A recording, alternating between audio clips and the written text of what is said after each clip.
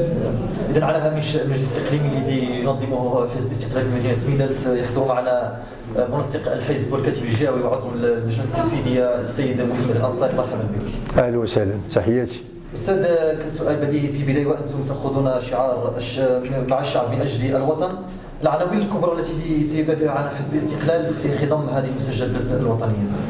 على كل حال، وكما يعلم الجميع أن حزب الاستقلال هو حزب منظم، حزب المؤسسات، حزب يحترم دورات انعقاد المؤسسات ديالو بانتظام. واليوم في نطاق الاجتماع أو الدورة ديال العادية للمجلس الإقليمي لإقليم ميدالت، حضرنا اليوم لمناقشة بعض القضايا الأساسية والتي تتمحور أولا حول الاستماع إلى العرض حول المسائل التنظيمية الذي قدمه الأخ مفتش الحزب، وكذلك حول الوضعية الاقتصادية والاجتماعية بالإقليم الذي تفضل بتقديمه الأخ الكاتب الإقليمي. كما استمعنا بطبيعة الحال إلى النائب البرلماني لميدالت ورئيس مجلسها الحضاري السيد رشيد عدنان. ثم عقب ذلك، وهذا هو بيت القصيد وموضوع سؤالكم، هو هذا الشعار لماذا اختير من طرف الإخوان في ميدالت. اختير هذا انسجاما مع موقع حزب الاستقلال الآن الذي خرج من الحكومة إلى المعارضة واصطف إلى جانب الشعب لعدة اعتبارات.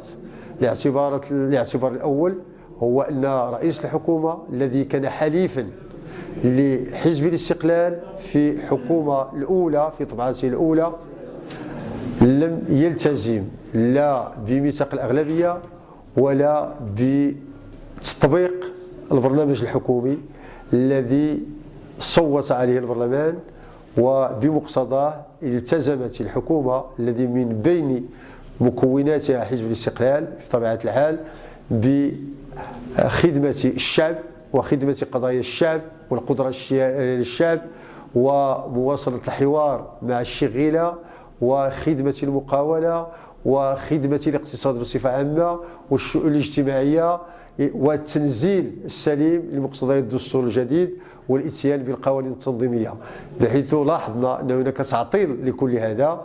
وقدمنا وحزب الاستقلال قدم مذكرة في 5 يناير 2013 من أجل حث رئيس الحكومة الذي هو أمين عام لحزب العدالة والتنمية وباقي الفرقاء على الالتزام بما هو مدون في ميثاق الأغلبية والذي سبق لحزب الاستقلال أن صادق عليه، وكذلك البرنامج الحكومي. إلا أنه بعد التماطل عززنا تلك المذكرة بمذكرة إضافية حول مذكرة أخرى إثر الاجتماع الذي عقدته اللجنة المركزية للحزب، وهو مذكرة جهاد الكرامة.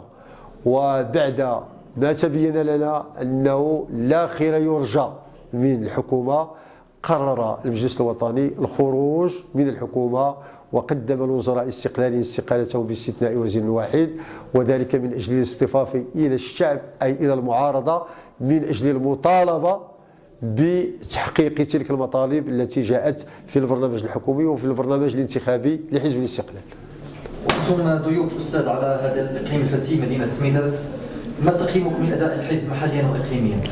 أعتقد أن هنا لا جدال حول أن مدينة ميدالت والحزب بمدينة ميدالت والصاهرين على الشأن الحزبي بمدينة ميدالت ما فتوا يعملون بجدية من أجل تطوير الأداء الحزبي في هذا الإقليم الفتي.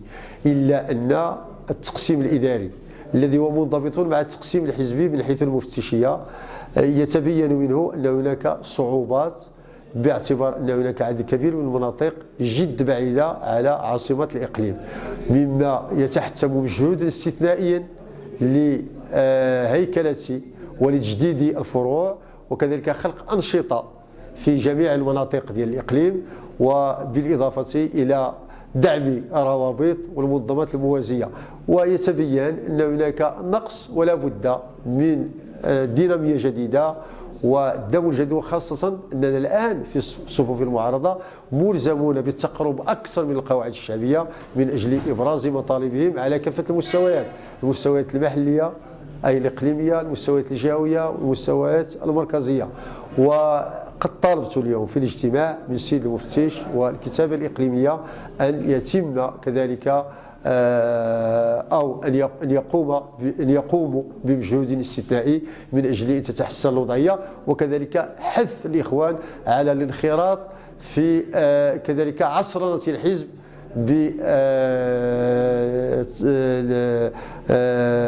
من أجل الحصول على البطاقة البيومترية التي اعتمدها الحزب بدل البطايق القديمة. أستاذ، وأنتم في صف المعارضة كيف يستعد الحزب لإنهاء الانتخابات الجماعية المقبلة، خاصة في ظل هذه المستجدات وفي ظل التراكمات العديدة التي شهدوها؟ الانتخابات هي واحد المحطة أساسية في يعني التنزيل السليم للديمقراطية، وكل حزب لم يهيئ نفسه ولم يقوم بحشد الهمام ديال المناضلين ديالو والتهيؤ لتلك المرحلة لا يمكن بأي حال من الأحوال أن يحالفه الحظ. وأعتقد أن حزب الاستقلال حزب 80 سنة الذي سيحتفل بذكرى 80 لميلاده في السنة المقبلة قد راكم تجربة كبيرة في النضال، وبالتالي احنا ملزمون لأن موعد الانتخابات هو سنة 2015 أن ننظم أنفسنا أكثر وأن نستبق الأحداث من أجل حث المناضلين على أخذ مواقعهم من الآن والاستعداد للمعركة التي لن تكون إن شاء الله إلا لصالح الحزب. في الأخير أستاذ، مشاكل تنظيمية. المشاكل التنظيمية سبق لي أن أشرت إليها وأركز على مرة أخرى أن بدون تنظيم لن تكون هناك نتائج مرضية، ونحن نتوخى أن تكون هناك نتائج مرضية لحزب الاستقلال، لأن يعني القاعدة موجودة والنضال موجود والعنصر الذي يستميت من أجل مصلحة الحزب ذكورا وإناثا موجود، وبالتالي لابد من تنظيم ذلك في المؤسسات الحزبية من أجل مواجهة التحدي مستقبلا.